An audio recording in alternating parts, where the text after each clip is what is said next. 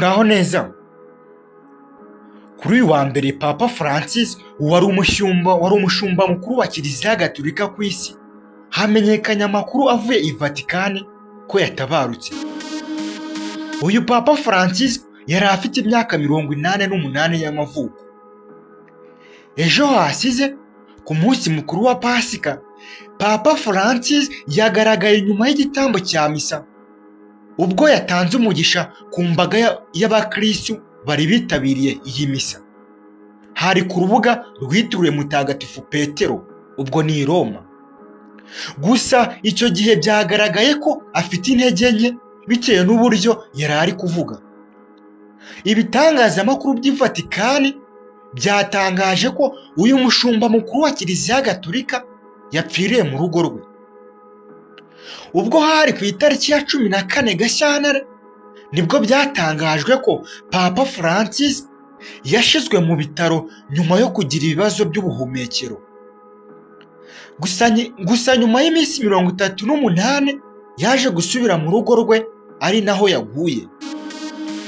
Igitangazamakuru cya Vatican News cyatangaje ko ibyo bibazo by'ubuhumekero bitari ibya none, kuko mu mwaka w'1957 ubwo yari ari mu gihugu cye cy'amavuko cya Argentine yabazwe igice kimwe cy'ibihaha.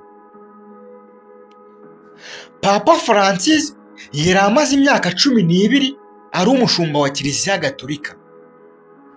Ni nyuma yo gusimbura Papa Benedicto wa 16.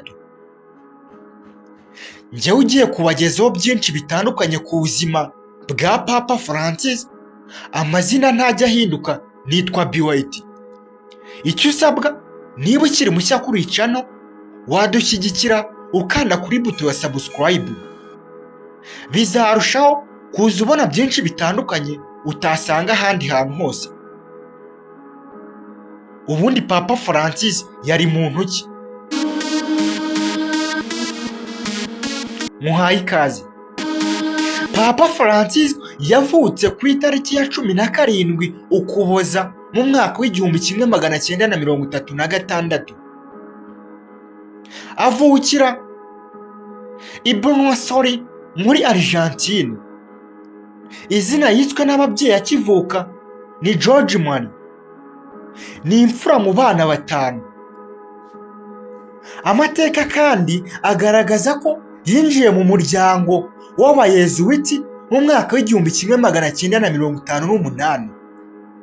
Ikintu cya mbere cyamuranze ni ukuvugira abaciye bugufi ndetse n'abakene. Ku birebana n'amashuri yize, Papa Francis nk'uko Wikipedia ibigaragaza, yize ibijyanye n'ubutabire cyangwa se ikizwi nka chemistry. Yabyize mbere yo kwinjira mu seminari ya Villa Devoto. Akimara kuva muri seminari, yahise ajya muri kaminuza yiga ibijyanye na filozofi. Hari mu mwaka w'1963. Yasoje kwiga kaminuza ahita aba umwarimu, dore ko byamaze igihe kinini yigisha. Nyuma yaho gato ajya kwiga ibijyanye n'indimi, akajya yiga ndetse na filozofi. Ubwo ni muri kaminuza y'abayezuwiti i Salvador. Kuva mu mwaka w'1967 kugeza mu mwaka w'1970, uyu papa kandi yabaye umupadiri ku itariki ya 13 Ukuboza mu mwaka w'1989. Ahabwa ubupadiri na Musenyeri Romo Jose Casolona. Nyuma yaho yakomeje amashuri kwiga ibijyanye na filozofi ndetse na teoloji. Mu rugendo rwe, akimara kwiga ayo masomo, yakoze imirimo itandukanye muri Espagne. Mu mwaka w'1980 yaje kuba umuyobozi wa kaminuza. ndetse kandi akaza yigisha filozofi na teoloji nk'uko nawe ari byo yari yarize muri kaminuza. Mu bigaragara Papa Francis iyo kaminuza yigishijeho yitwaga Saint-Michel, akaba yari nawe padiri mukuru w'iyo paruwasi. Bidatinze mu mwaka w'1986 yabonye impamyabumenyi y'ikirenga yakuye mu gihugu cy'Ubudage, ni mu bijyanye na filozofi ndetse na teoloji. Ku itariki ya 20 Gicurasi mu mwaka w'1992 yungirije musenyeri muri diyosezi ya Buenos Aires kugeza mu mwaka w'1997 ubwo yagizwe musenyeri wuzuye ku itariki ya 3 Kamena 1997. Icyo gihe hari nyuma y'urupfu rw'umushumba wa diyosezi.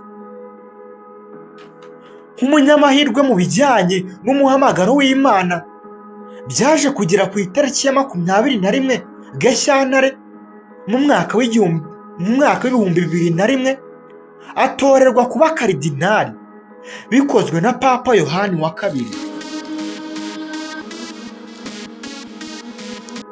Ikindi wamenya kidasanzwe kuri Papa Francis nuko yabaye mu buzima bworoheje, cyangwa se mu buzima twakita ko butagoye. Urugero rwabyemeza neza ni uko yirindaga kugendera mu modoka ya wenyine. Mu gihe afashe urugendo cyangwa mu gihe ateguye urugendo rw'ahantu runaka, yagenderaga mu modoka rusange. Ntiyemeraga ko abapadiri bashaka abagore. Nanone kandi icyo gihe ntiyemeraga kubana hagati y'abahuje ibitsina, nubwo iyo myemerere yaje guhinduka. Reka kubyibazaho cyane, wenda tuzabigarukaho.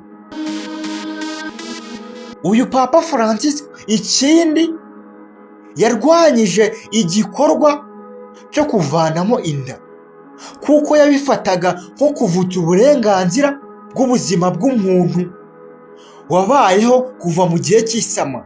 Muri make ntabwo yemeraga abantu bafite umuco wo kuvanamo inda.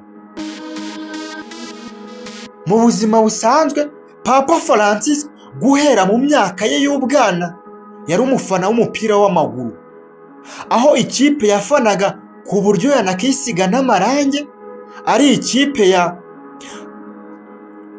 Porto Atletico San Lorenzo. Si ikipe gusa, kuko hari n'amakipe yandi nka River Plate ndetse na Independiente n'andi makipe atandukanye yo mu gihugu cya Argentine. Uretse gufana kandi, ikindi wamenya nuko yarazwiho kwandika ibitabo byinshi bitandukanye, ibyinshi bikaba bivuga kuri Kiliziya ya Gatolika. Nubwo Papa Francis yavugaga Icyesipanyolo, hari n'izindi ndimi nyinshi cyane yarazi, cyane cyane nk'izirimo Igifaransa, Igitaliyani, Ikidage ndetse n'Ikilatini. Uyu Papa Francis yubahaga amasakaramentu ku buryo bukomeye.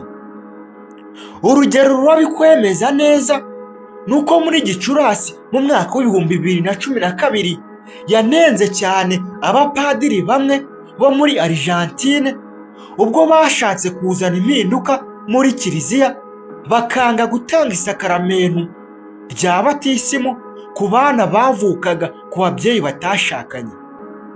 We yahise abyita imico ya gifariziya, biza kurangira asizeho itegeko ry'uko abo bana bagomba kubatizwa. Ubuzima bwaranze uyu Papa Francis ni ubuzima bwinshi cyane, kuko yaciye mu bintu bitandukanye, dore ko tutayivuga ngo tubirangize. Gusa wenda twazagaruka ku mateka yamuranze, dore ko yagiye mu bihugu bitandukanye agakorayo ibikorwa bitandukanye, agafasha ibihugu by'imahanga ndetse agakora n'ibikorwa byaje kumwita nk'umuntu w'intangarugero. Ariko rero kubw'uko nta muntu wasubiza urupfu inyuma, urupfu dore ngo ntago rutoranya, byaje kurangira uyu munsi yitabye Imana. Nakomeze kurukirirwa. Rest in peace, rest in peace. Mwakoze kubana nanjye mu kiganiro, naho ubutaha.